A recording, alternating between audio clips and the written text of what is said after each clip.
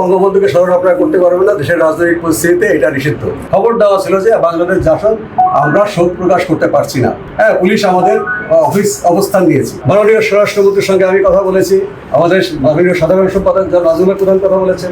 তিনি শুনেছেন যে তিনি আমাদেরকে কিন্তু প্রোগ্রাম বন্ধ করতেও বলেননি, প্রোগ্রাম অব্যাহত রাখতেও বলেন। একটু আগেও আমি তাকে ফোন করেছিলাম, তিনি ফোন ধরেননি, যে আমাদের অফিসে পুলিশ দখল করে আছে। কে ফোন ধরেন? মাননীয় স্বরাষ্ট্রমন্ত্রী, যে আপনি ব্যবস্থা নিন, আমরা প্রোগ্রাম করতে পারছি না। আমি জানি না তিনি পুলিশের কি নির্দেশ দিয়েছেন। যে আপনার এইখানে যারা আছে আপনাদেরকে প্রোগ্রাম করতে বাধা দিয়েছে আপনাদেরকে? হ্যাঁ, আমরা তো এখানে বসে আপনার অফিস থেকে বেরিয়ে যান, তাহলে আমরা বসে থেকে বেরোবো না। আপনারা যদি পারেন আমাদেরকে নিয়ে যান, আমরা স্বেচ্ছায় বের হবো না। তারপরে আপনারা যদি প্রোগ্রাম করেন আপনাদের গ্রেফতার করবো। হ্যাঁ, গ্রেফতার করেন। আমরা এখানে 3-4 জন ছিলাম, 3-4 জন দিয়ে তো আমরা অনুষ্ঠান করতে পারি না। আমাদের সভাপতি আসার কথা, আমাদের সাধারণ সম্পাদক আসার কথা, স্থায়ী কমিটির সদস্য আসার কথা, পুলিশ ওখান থেকেই তাদেরকে বাধা। আইন শৃঙ্খলা বাহিনী বলছে যে তাদের ডিউটি এটা। হ্যাঁ, প্রোগ্রাম করতে পারেন। ডিউটি তো করেছি।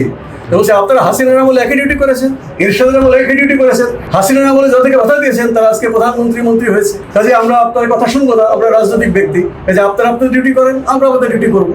ও ভবিষ্যতে যা হবার তাই হবে। কাজে তাদের এই, আমি পুলিশকে ব্যক্তিগতভাবে কিছু বলছি না, কারণ তারা অবশ্যই রাজনৈতিক সিদ্ধান্ত অনুযায়ী কাজ করেছে। আমাদের বক্তব্য হচ্ছে তারা রাজনৈতিক কর্তৃপক্ষ যারা পুরনো আমলের পথে হাঁটছেন।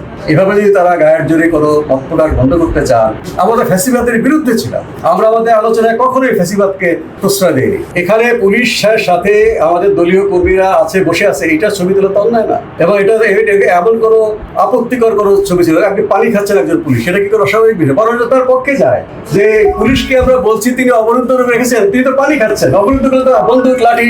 যে পোস্টটা দিয়েছে সেটা কি আপনি দেখেছেন? সেই পোস্টটা আমি সেই পোস্ট শেয়ার করেছি। সেই পোস্টটা বলছে এখানে খবর দেওয়া ছিল যে বাংলাদেশ জাসদ আমরা শোক প্রকাশ করতে পারছি না। হ্যাঁ, পুলিশ আমাদের অফিস অবস্থান নিয়েছে, অবরুদ্ধ অবস্থান নিয়েছে। সেই পোস্টটা আমাদের এক কর্মী যে আসতে পারে নাই, সে ক্ষুব্ধ হয়ে সেই পোস্টটা শেয়ার করেছে। হ্যাঁ, কাজে এটাকে অন্যায় হয় কিভাবে? পুলিশ বলছে বঙ্গবন্ধুকে স্মরণ আপনারা করতে পারবেন না, দেশের রাজনৈতিক পরিস্থিতিতে এটা নিষিদ্ধ। আমরা বললাম নিষিদ্ধ হচ্ছে, নিষিদ্ধ করছি তো আওয়ামী লীগের কর্মীরা যেন জমায়েত হতে না পারে, সেটাই হচ্ছে পুলিশের তৎপরতা। সেখানে কোনো আওয়ামী লীগের প্রোগ্রাম না, এটা বাংলাদেশ জাসদের প্রোগ্রাম। যারা আমরা গণ-অভ্যুত্থানের অঙ্গনভাবে জড়িত ছিলাম এবং এই নির্বাচনে সরকারকে অভিনন্দন জানিয়েছি। আমরা অন্তর্বর্তী সরকারের সূত্রেও আমরা অভিনন্দন জানিয়েছি। অন্তর্বর্তী সরকারের সময় আমরা 2024 এবং 25 একই প্রোগ্রাম করেছি, একইভাবে। 5ই আগস্টে শেখ হাসিনা উৎখাত হয়েছে, আমরা 15 আগস্টে এখানে বঙ্গবন্ধুকে শ্রদ্ধা জানিয়েছি।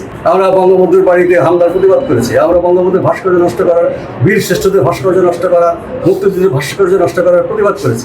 কোথাও অন্তর্বর্তী সরকারের সময় তো আমাদের টেলিফোনও করেনি।